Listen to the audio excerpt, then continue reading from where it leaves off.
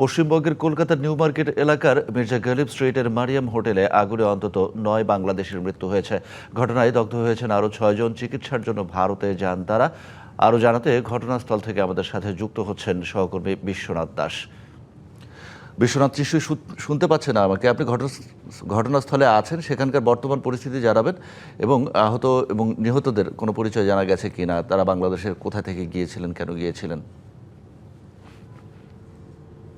তখন সবার প্রথমেই আপনাকে জানিয়ে রাখি যে যারা মারা গিয়েছেন তাদের পরিচয় এখনো পর্যন্ত জানা সম্ভব হয়নি বা সরকারিভাবে তাদের কোনো ঘোষণা কিন্তু সরকারিভাবে এখনো পর্যন্ত আসেনি।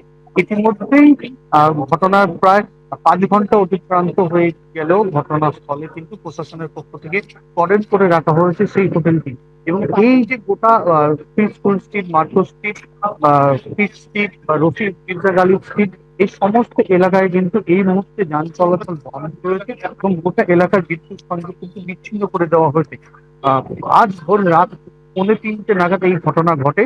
মূলত যে বিল্ডিংটি এই ঘটনা ঘটে সেই বিল্ডিংটি একটা সময় আবাসিক হিসাবেই জানা ছিল এবং পরবর্তী পর্যায়ে সেটি হোটেলে পরিণত হয় এবং এইখানেই আইনকে বুড়ো আঙ্গুল দেখিয়ে এই হোটেল নির্মাণ করা হয়েছিল, এমনটাই কিন্তু অভিযোগ উঠছে প্রশাসন তরফ থেকে বা স্থানীয় মানুষরাও সেটাই কিন্তু জানাচ্ছেন। ইতিমধ্যে যেইখানে ঘটনা ঘটেছে, যে বিল্ডিং এর তার 3 তলায় অগ্নিসংযোগের ঘটনা ঘটে, প্রাথমিকভাবে ইতিমধ্যে আমরা যেটা জানতে পারছি একটি রুমের ভেতর থেকে সেই আগুনের ঘটনা ঘটে, যা কিন্তু ধীরে ধীরে ছড়িয়ে পড়ে গোটা বিল্ডিং এ। তো ইতিমধ্যেই প্রশাসনের পক্ষ থেকে সেখান থেকে সকলকে বের করে আনা সম্ভব হয়েছে এবং রেস্কিউ কাজ আপাতত শেষ হয়ে গেল। এই মুহূর্তে ঘটনাস্থলে এসে বলছেন যে ফরেনসিক দল তারা কিন্তু ভেতরে নমুনা সংগ্রহ করছেন এবং ঘটনাস্থলে এসে পৌঁছেছেন রাজ্যের মন্ত্রী অগ্নিমিত্রা পাল এবং তার সঙ্গে রয়েছেন বিজেপি নেতা তাপস আহ, চ্যাটার্জি এবং স্থানীয় যে সমস্ত বিজেপি নেতৃত্বরা রয়েছে তারাও রয়েছে। এবং কিছুক্ষণের মধ্যে এই ঘটনাস্থলে মুখ্যমন্ত্রী শুভেন্দু অধিকারীরও আসার খবর পাওয়া যাচ্ছে। নগদ নিয়ে এলো হার না মানা হার অফার। সর্বনিম্ন 10,000 টাকা রেমিটেন্স নগদে পাঠালে থাকছে স্বর্ণের হার জেতার সুযোগ।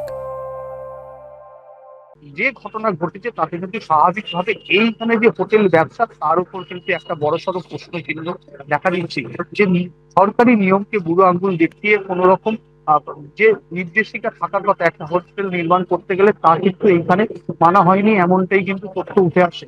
প্রশাসনের তরফ থেকে জানানো হয়েছে যে পূর্ণাঙ্গ তদন্ত করে যদি যাদের বিরুদ্ধে দোষ বা প্রমাণ আসবে তাদের বিরুদ্ধে কিন্তু যথাযথ আইনত ব্যবস্থা নেওয়া হবে।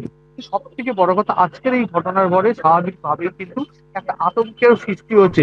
আমরা ইতিমধ্যেই জানতে পেরেছি যে 9 জন মারা গেছেন তারা সকলেই বাংলাদেশি, তবে তাদের পরিচয় জানা যায়নি। এই আশেপাশে যে সমস্ত মানুষরা থাকেন বা আছেন তারা কিন্তু কলকাতায় মূলত চিকিৎসার জন্য আছেন, তার শতকরা ভাগই কিন্তু বাংলাদেশের নাগরিক এবং স্বাভাবিকভাবে এই ঘটনার পরে তাদের মধ্যে কিন্তু একটা আতঙ্ক কাজ করছে। ইতিমধ্যেই প্রশাসনের তরফ থেকে আশ্বস্ত করা হচ্ছে যে পরিস্থিতি দ্রুততার সঙ্গে মোকাবিলা করা হবে এবং এইখানে যে সমস্ত হোটেল ব্যবসায়ী আছে তাদের সঙ্গে কথা বলে এই যে জ্যোতির্বিয় হয়ে থাকা স্ট্রিটের অঞ্চল সেটিকে কিভাবে উন্নত করা হয় তা কিন্তু আগামী দিনে করা হবে। তবে যে ঘটনা ঘটে গিয়েছে তা তো ফিরে আসবে না এবং স্বাভাবিকভাবে এই ঘটনার পরে কিন্তু এইখানে যে বেনিয়ম করে হোটেল ব্যবসা চলছিল তা কিন্তু ইতিমধ্যেই চোখে এসে আসছে। পাপন।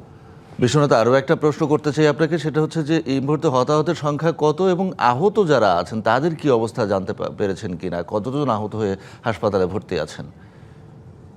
দেখুন, হোটেলে যে সমস্ত আবাসিক ছিল তাদের সকলকেই কিন্তু সেখান থেকে বের করে নেওয়া হয়েছে। ইতিমধ্যেই যেটা সরকারিভাবে জানা গিয়েছে যে 9 জনের মৃত্যু ঘটেছে এবং 6 জন আহত অবস্থায় কলকাতা মেডিকেল কলেজ হাসপাতালে কিন্তু চিকিৎসাধীন রয়েছেন এবং এই 9-এর মধ্যে একজন কিন্তু হোটেলের কর্মচারী ছিলেন যার পরিচয় জানা গেছে এবং বাকি যে 8 জন রয়েছেন তার মধ্যে একজন শিশু এবং একজন মহিলা রয়েছে, এমনটাই কিন্তু জানা যাচ্ছে। তবে পূর্ণ যে তথ্য, অর্থাৎ এই যে 8 জন মারা গিয়েছেন তাদের নাম, পরিচয় বা ঠিকানা, বাংলাদেশে তারা নাগরিক না ভারতীয় নাগরিক সে বিষয়ে কিন্তু এখনো পর্যন্ত নির্দিষ্টভাবে কোনো সরকারি নথি হাতে এসে পৌঁছায়নি। বিশ্বনাথ, ধন্যবাদ আপনাকে।